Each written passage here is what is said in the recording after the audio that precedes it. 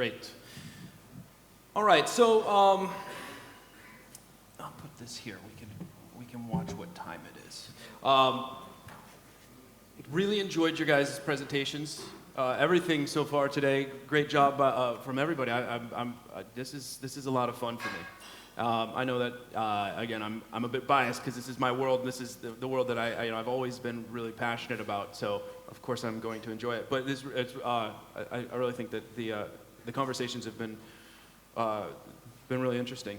One of the things I'm really curious about, I'd love to get you guys to jump in and give me your thoughts on specifically looking at the business world, the world of makers, and let's say when we're talking about this Maker Pro concept, is it truly, do you guys really truly think that it's easier now for, say, a maker to jump in to start a business than, say, the traditional route of what historically has had to happen? And I know a couple of you guys have some experience with this personally, but let's say I'll start with David and have his thoughts. So I think it's a really good question. Clearly, it's been a big part of the story for the past 5 years. I mean, MakerBot really has its roots in with Make Magazine, and then also starting to make these 3D printers, these low-cost 3D printers for sale, and they obviously sold their company for $500 million or something like that.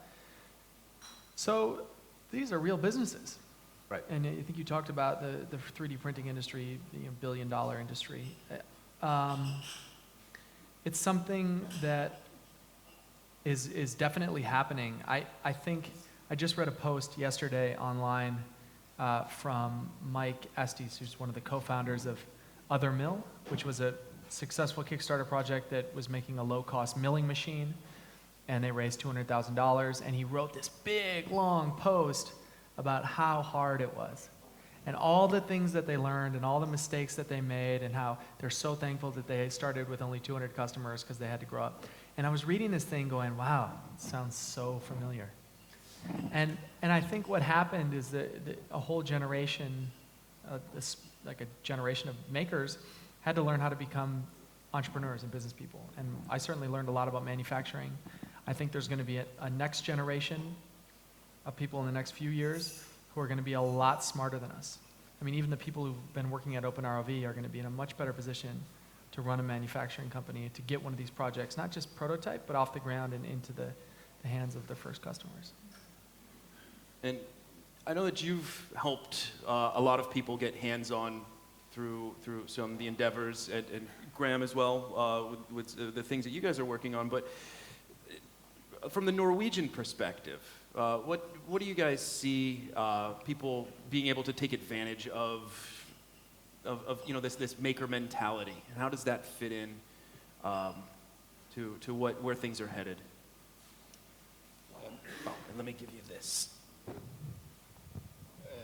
What we can see that's the interest for the Fab Lab is enormous, and especially from the schools and from kindergarten. But there is an enormous problem to make business out of a Fab Lab, and I'm pretty sure that you can't find an innovator and an entrepreneur in the same body. So, and all the Fab Lab, the beginning of that was that we have a lot of machines, laser cutters and milling machines, a lot of bench tools. And so we prepared the Fab Lab only for inventors, not for entrepreneurs. And we really need all the entrepreneurs.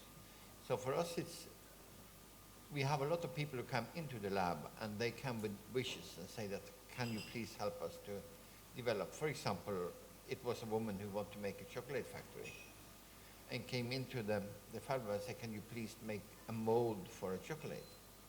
And we said, oh yeah, no problem, we'll make it, like a puffin.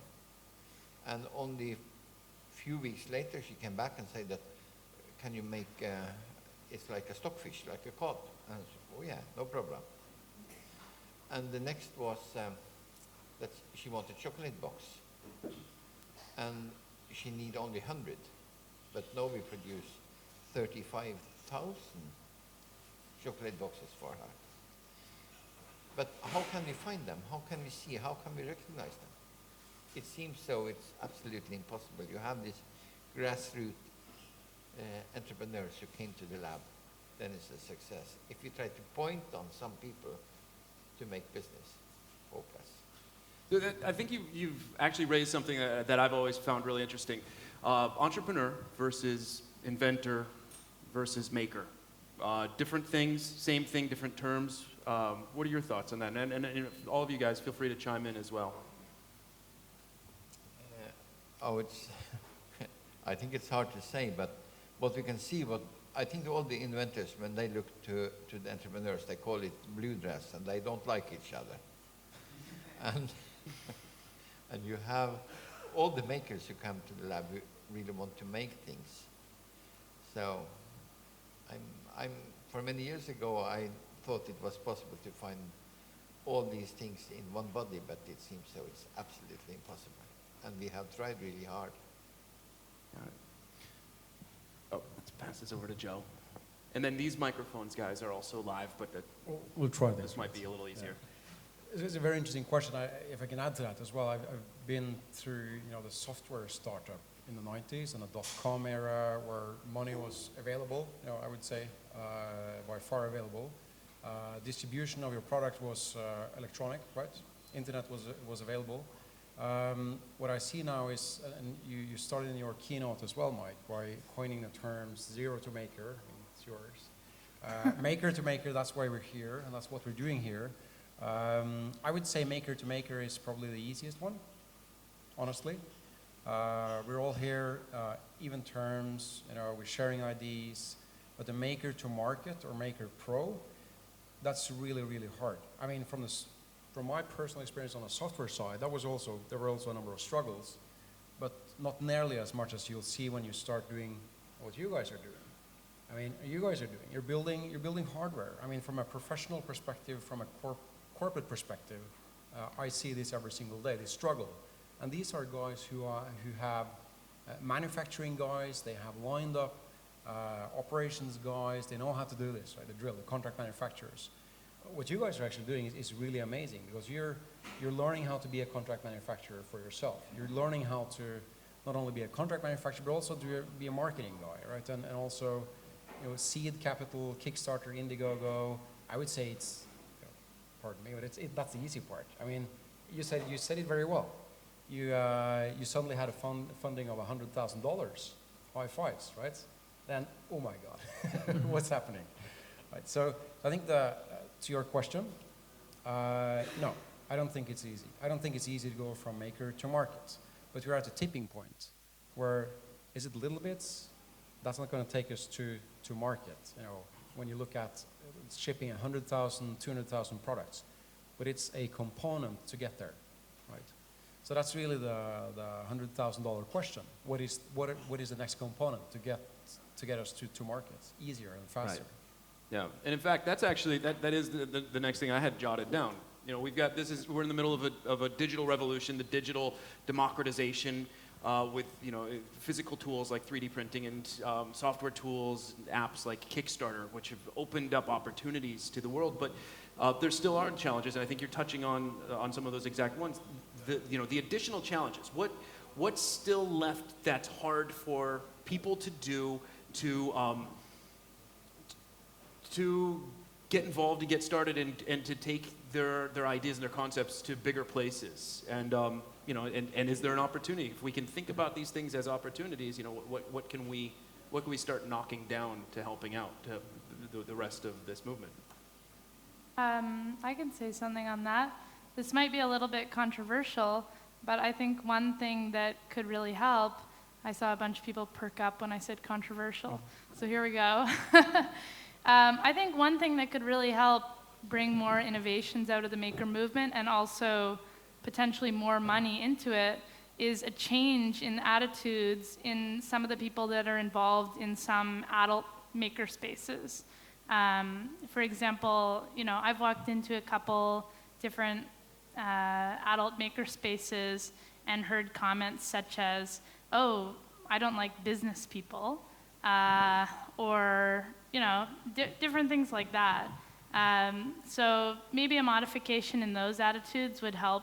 If you look at your invention or your makerspace as a business, then I think you're more likely to succeed in making money off of it and continuing to do that. And then another element that I wanted to say to the previous question was that how do you make more money, or how do you make money in the maker movement? Well, sell to parents. It's like, think about it for yourself as an adult. Like, how likely are you, maybe this is the wrong audience to ask this to, but how likely are you to invest your money in a skill training class for yourself? Or how likely is the average adult? Versus how likely are they to pay for a summer camp for their kid or something like that? So I think it's thinking about where are people investing their money and trying to make things that are sort of similar to that, so they have something to hang their hat on. Oh, it's like a summer camp, for example. So I'll add one thing to that, which is I think getting to become a business and doing all that stuff is really, it takes the same skills that makers already know well, which is working together. So I wrote this book, Zero to Maker, but I'm still a terrible maker. I'm still not an engineer. I'm definitely more of an entrepreneur. And Eric and I have created this really wonderful friendship and partnership where we work together really, really well. Where, I come from, I studied business and I have that kind of a background. And I've always pushed the company forward to make sure that we have enough money, have the resources to do what we need to do. But I'm also really respectful and in awe of what Eric can do as a maker and inventor, and I've tried to learn as much as I can from him about that.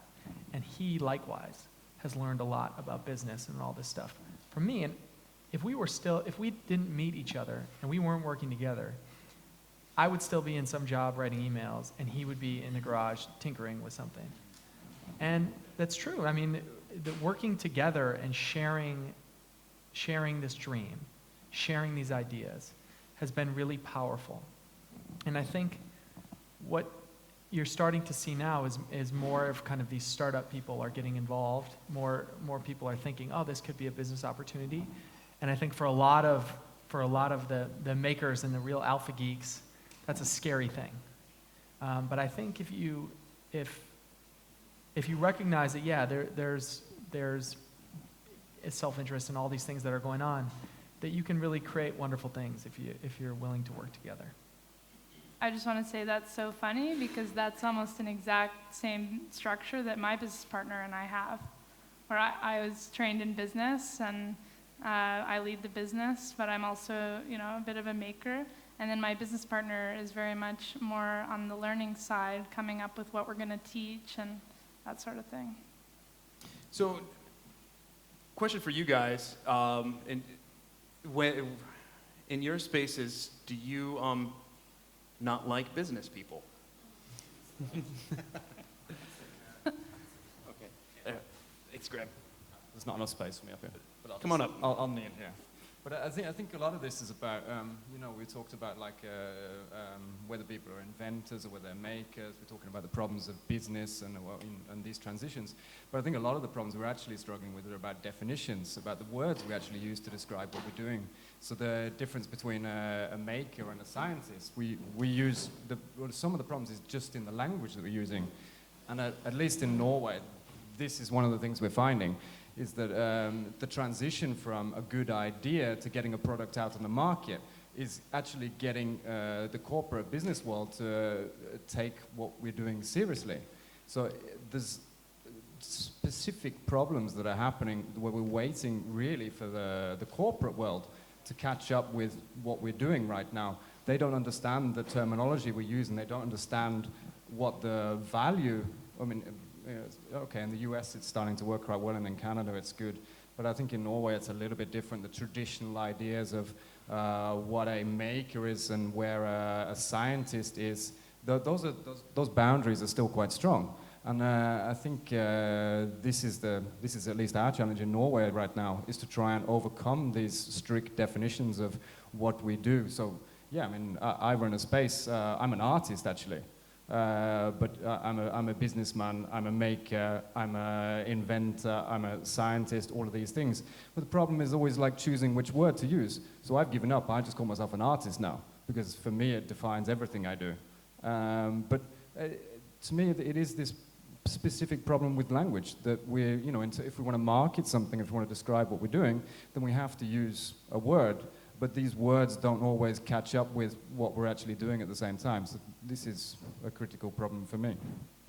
And Joe, I know that you touched on some of this in your presentation. You guys have, at Atmel, have been, well, I can actually pass this over. Double mic. But you've been involved in this for a long time, but you may have some insight on watching some of the competition start to take notice of this as well. And you know, I'm curious how much are you looking over your shoulder at this point at some of the other big companies that have taken notice of the maker movement? How does that affect what you're doing moving forward? Well, I think it depends on if we're live streaming or not, but yeah, we do have some insight to that. We definitely look you know, across our shoulders, but we're so strongly, I would say we're so strongly embedded with Arduino, with the Make community, and we basically have a cause, right? So yes, we know there are initiatives out there with our competitors, and there is an envy, you know, at this point in time. And we don't want to be arrogant about this.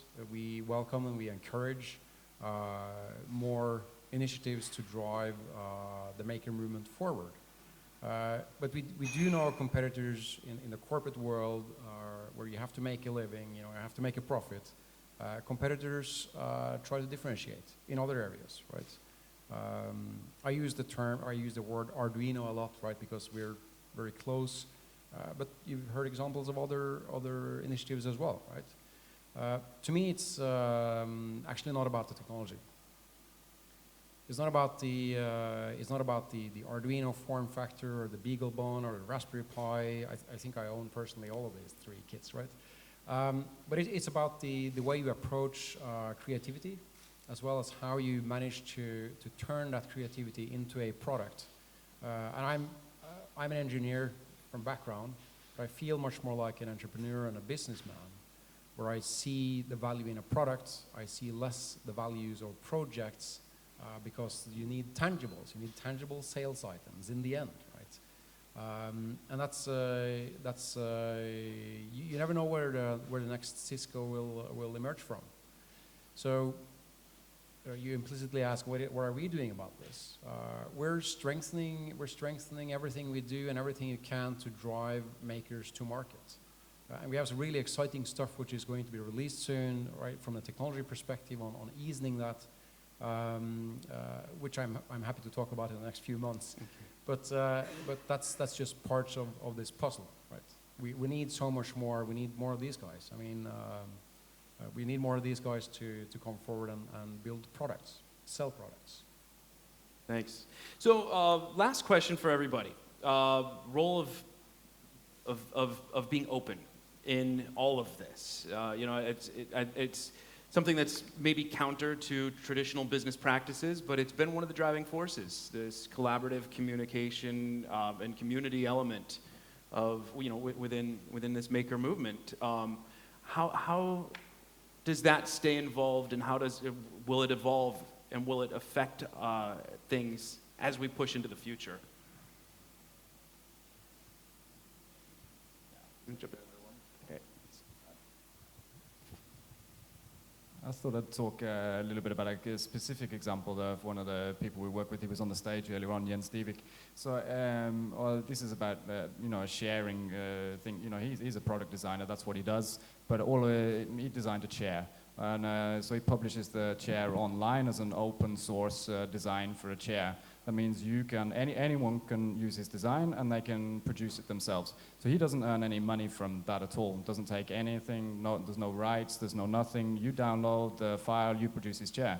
But what he talks about instead is about local manufacturing. So instead of like him starting a business and producing all these chairs and shipping them around the world, that's kind of like an old kind of way of doing things. So he thinks instead, no, the best idea is I can share this idea, anyone can do that. That's also marketing for him. And then he produces locally instead. So here in Oslo and in Norway, he produces his chairs, and he can sell his chairs. But by being open about his designs and sharing his designs, then everyone gets to experience his chair, and it functions as a very good marketing strategy for him. So I think there's these are the new kind of business models that we're looking at that incorporate sharing and open source and how we should be doing these things. But at the same time, that doesn't necessarily lock out that you can earn money and you can be a businessman and you can put a roof over your head and do what you want to do. Swing this back this way. Yeah, I fully concur with what you say. I think everyone has seen Elon Musk take down the patent wall, right? He did that as a press release or press stunt, right? There are some caveats to what he did, but I think he started something which is important. We have some existing constructs which are social constructs or which are legal constructs, which has to change. And that's coming from a guy who works in an industry who holds patents in extremely high regard. It's been probably the only way we have been able to enforce the innovation, not enforce, but keep innovation within the company, right? So that has to change. So, and I see this from my perspective by opening up on software side, on protocols, to make sure that we are interoperable. That's definitely one step in the right direction. You have to break down some constructs, and they are both legal as well as social. And as you say, the word you didn't use, Graham, or whoever it was, about janteloven in Norway, where you're holding back. It's a funny construct. You should check that up on Wikipedia. Okay. I'll show you. Great. That's where Norwegians hold themselves back. If you make something great, don't talk about it. Right? It's quite the paradox for Californian. Right? Yeah. So it's that has to change. It definitely has to change. Yeah. Otherwise, we will be stuck here having the same panel debate next year and 10 years down the road. Yeah, and that's actually something that came up in a conversation I was having before I came here with some Norwegians in San Francisco. But they talked about that exact concept. So it is something that I could imagine being a good one to break that barrier down and push forward. So questions from you guys? Anything that you have that you want to throw out? And let's see if we can say this loud enough. I'm not sure if the camera will pick it up, but either that or we can run this microphone. Why don't you come up here and we can hand you the microphone. Great, thanks. And introduce yourself as well. My name is Petter Reinholdsen, and it's basically a question of what kind of abstraction layer should you focus on for kids? Mostly for you, maybe. My 6-year-old got a light-up kit this summer and has been playing around with it. It's a fairly low-level electronics kit where you can put together diodes and resistors and stuff like that.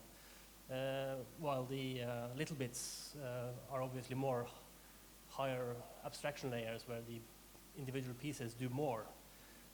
And I'm not sure if I made the right choice. Which choice should you do for kids? Should they go with the higher level of abstractions to learn making more advanced stuff, or should they learn the basic stuff first? I'm not quite sure. What do you think about these things?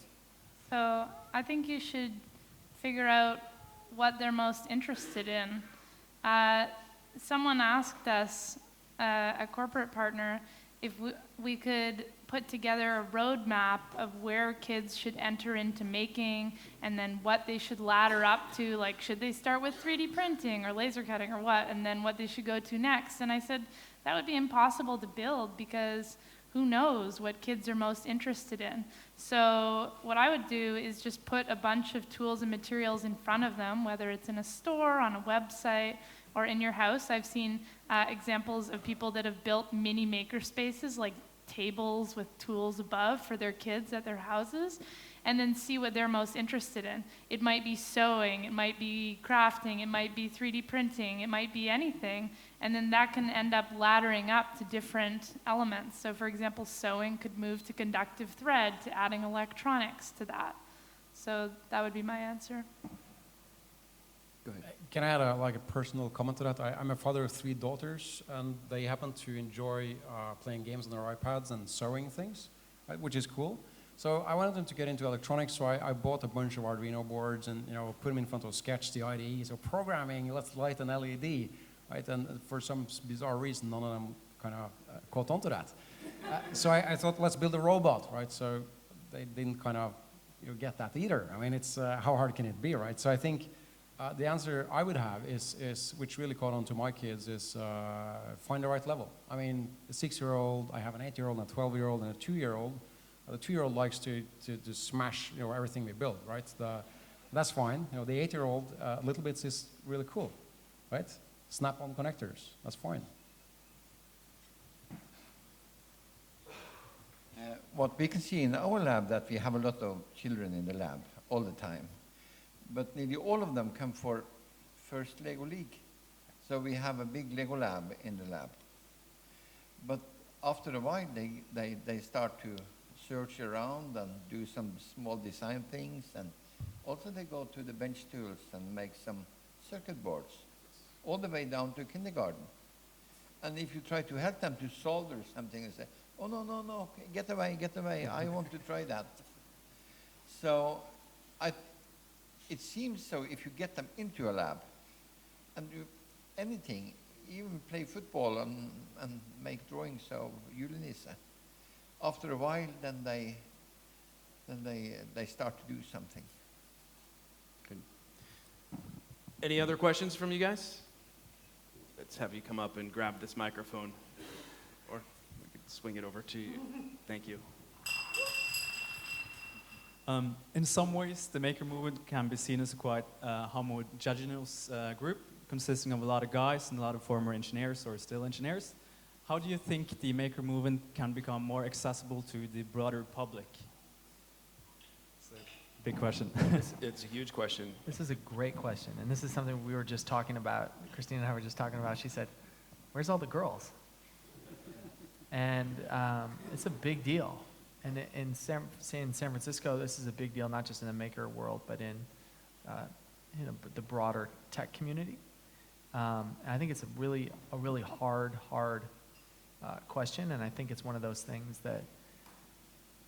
that is going to take a lot of different attempts to solve. One of the things that we're doing is we have some women who've started girls underwater robot camps with OpenROV and are doing this. It's really a wonderful thing.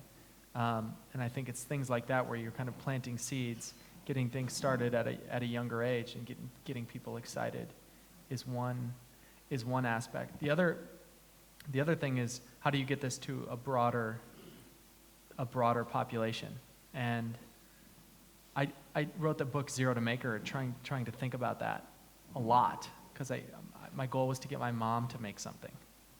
I thought that would be a real success, and I think that goes along with what we're talking about with abstraction layers. I mean, you've seen this with 3D printers. The MakerBot 3-4 years ago, it's way different than the one they have now. It's much easier to use, and it's something that we're trying to move up the abstraction layer at OpenROV, so it's easier for people to just plug this thing in and explore. And so I think that a lot of these maker tools will get more accessible, and more people will get involved. So I think some things. And it's something that we at Maker Media, with Make Magazine, we think about really actively. If you look at the attendance of Maker Faire, it's a really broad group. It's men, it's women, it's kids, and it's all types of ethnicities. I think the magazine, with its historic focus on a lot of technology, tends to mirror a little bit more of the tech community that David's talking about. But we're really actively trying to broaden the topics that we talk about and figure out how can we incorporate things that are interesting to wider ranges of people, that so we get more women involved, we get more youngsters involved, and more people from various ethnicities. So it's something that's on our mind, something that we're pushing forward with. I'll say something as the only woman on this panel. I'll refer back to my previous thing about what I said about walking into maker spaces and, people saying that they hate business people. Also, when I walked into many adult maker spaces, I've been hit on very inappropriately. So what if the reason for women not getting into tech is not that they don't have natural aptitudes or they're not given programs for it or whatever, but what if it's that a lot of guys who are programmers or who are in maker spaces are really rude? Like, what if that's the answer? And what we're doing about it at Maker Kids, I mean, we're not in an adult maker space, so we can't really impact that culture, although we do have adult programs and we make sure it's a safe and inclusive space. But for kids programs, we don't do girl-specific programs because we think that that actually furthers stereotypes. So instead, what we do is activities that subtly market to girls. So while we don't think that it's appropriate to bring a girl in and say, oh, hey, like, you're a girl, here's the jewelry section, or things like that, we show girls all the different sections of Maker Kids and let them choose what they want. Often it's robotics or other things like that. We also have programs that are sort of subtly geared to what girls might like more. So as an example, we did a plush toy making workshop with adding electronics, and that attracted a ton of girls, also a lot of boys too, and it was really cute. There was a 7-year-old boy who walks up to me with a creation. He's like, all right, how do I sew? So those are how we're working on it at Maker Kids and some of my views on that topic. I was just going to add a little thing, because I don't think that's actually true about that it's just engineers and tech people and things like that. That's at least not been my experience at all. And I think one of the problems is how the movement is defined, and often it's defined through the technology we use. And I see that with Make Magazine at the same time. But it's like, oh, how amazing is a 3D printer? But a 3D printer isn't amazing at all. It's not a particularly interesting thing. It's a very, very old technology. But it's about how we use the technology. So I think it's a little bit about how we market what we do, and to have slightly less focus on how cool the technology is, because technology isn't actually very cool. But it's what you actually what you do with the technology is actually the cool thing. So I think that's one of the challenges for your magazine as well. It's like how do you move? I mean, yeah, I like technology. I'm a geek, so that's fine. But it's not locked down into techno geeks, and at least where I work, we have architects, we have artists, we have people from theater. There's 50-50 men and women. There's no problems like this at all. So I don't think that's true. That's good. Well, I don't know if this is a question or just a hijacking, but I'd like to comment on the use of the word democratization, because to me that indicates, that whole one person, one vote kind of thing. And lowering barriers to capitalism and to entrepreneurship is not the same thing as, valuing everyone's voice equally. So in one way, we have this huge opportunity for people to enter the entrepreneurial world, and it's been going on for like 30 years, where more and more people start businesses and have that opportunity. But as of yet, we are not seeing a change in the drift to more income inequality and wealth inequality. So obviously it's not really making a big impact. So that's the entrepreneurial side, which I love because I'm an entrepreneur and I get to do that. But the other thing that I think is important in the maker movement is the reclaiming of creating your own reality and actually creating things for useless purposes, for not commercial entrepreneurial purposes, and giving that power to people. And I think, yes, we can sell things to parents, but there are more kids out there that don't have parents that can afford these little trinkets. And we need to empower them to create their own reality, not because they're going to be successful entrepreneurs, but because they're going to be happier people. No, those are great points. Actually, really, that really is a big part of the foundation, and I think what's elevated this maker movement to a really interesting place. That that this is something that it's not just a redefining of how do we make business out of something, but it's a whole new concept of something that hasn't totally existed in the past. At New York Maker Faire, I had the opportunity to chat with. Oh gosh, the name is escaping me for a moment. Segue. Dean Kamen. Dean Kamen, thank you. Dean came in and we walked around. We had an opportunity to chat about things. And New York World Maker Faire New York happens at the site of the 1925 World's Fair and the 1950 World's Fair. Or I might have those dates off a little bit, but he was at the World's Fair.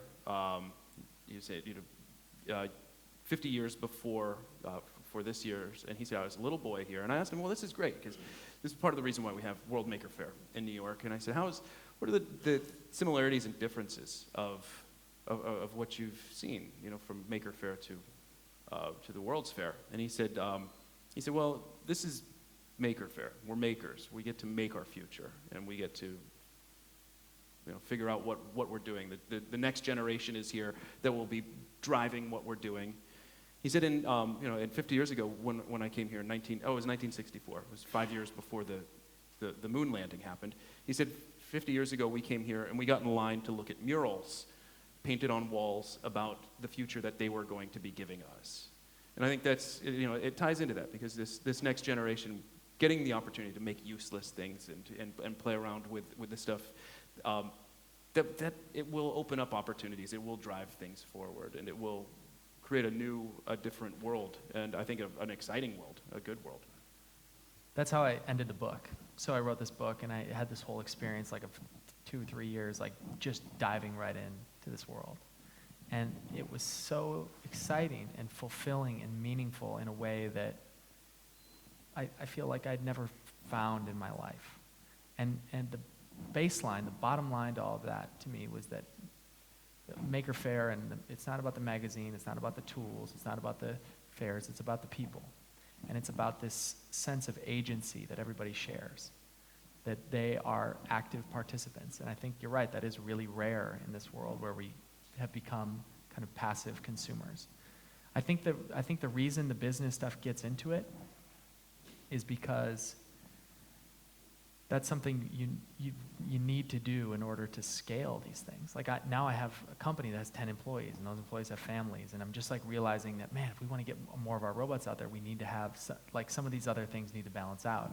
And so I think that's why you see more of these discussions around business and entrepreneurship kind of creeping into this, is because the people who are in this room want this to go far. This is something we want to be more than just a room full of 100 people. We want this to permeate through cities and the world. And so I think the entrepreneurship discussions, they have become kind of prominent and center stage somewhat, not center stage, but have become more, yeah, exactly. But I think you're right that this maker movement is about this sense of agency. Yeah, and I think they're not mutually exclusive. Like I said, sell to parents, but we also do free programs, pay what you can programs. And something really exciting that kind of goes along the lines of what we've all been talking about is we've found that there's a huge proportion of kids that come that have mental health diagnoses. I would estimate around 50% of the kids that come to Maker Kids do. And parents have been telling us that they're using it as basically a form of high-tech arts therapy for their kids, where the kids feel better during and after the programs. So I think that's something that's really exciting. As an example, using Little Bits, there's a kid who is a selective mute who only speaks to his parents. And we had a really difficult time communicating with him. He was very badly behaved, and it wasn't until we put this in front of him that he put it together and had a motor spinning using a propeller and walked around proudly showing that to everyone, including his parents. We've also seen kids with severe anxiety go on to do huge presentations in front of like lots of parents. So it is really exciting, and I want to see more like making as therapy in the world. Hi, my name is Kent. How do you talk nerdy to an investor? So I've raised money before for my company. So let me tell you how that went. We walked in there. We didn't have a presentation. We didn't have revenue projections and all that stuff. We sat the robot on the table, and we said, we told the cave story, that we were looking for gold, and we showed them everything we had done. That we've gone from 0 to shipping hundreds of these robots with just 2 people in the garage. And to investors, that's, we're not talking about what we're going to do. We're talking about what we've already done and what we're planning to do next, whether they want to come along or not. And that's a really powerful position to be in. And it's also something where, you get up here and everyone tells their personal story. And I think even for investors, they have these personal stories that they want to get involved with. But we also told them that the reason we started this is to maximize our return on adventure. That Eric and I wanted to have as much fun as we could. And that our goal with the company is our goal is we're going to make money, but the goal is to maximize return on adventure for everybody who gets involved with our project. So if you buy an ROV, we want to make sure your life is more exciting and more interesting. And there's value there. I mean, it's not, I see there's usually 20, 30% of people are just shaking their heads like, yeah, that's what I want to do. And there's a certain amount of investors who think, yeah, I want to be a part of that too.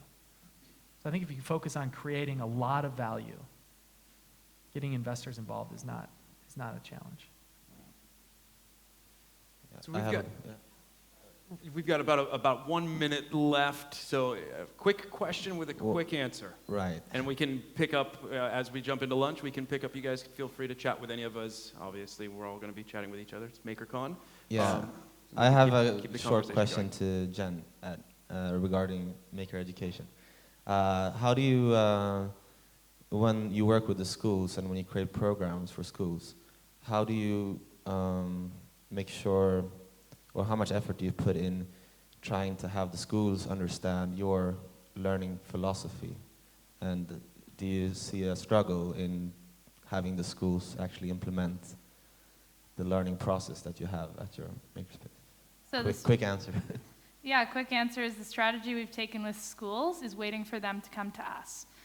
So libraries have actually been a better hit for us. Librarians are really into the maker movement, and so teacher librarians are great into the schools. So we've waited for them to come to us, and they've started to come, and so at that point, it's not really much of a struggle. Thanks. All right. Well, thanks, everybody. And as I was just saying, let's keep the conversation going, and we'll have more presentations after lunch.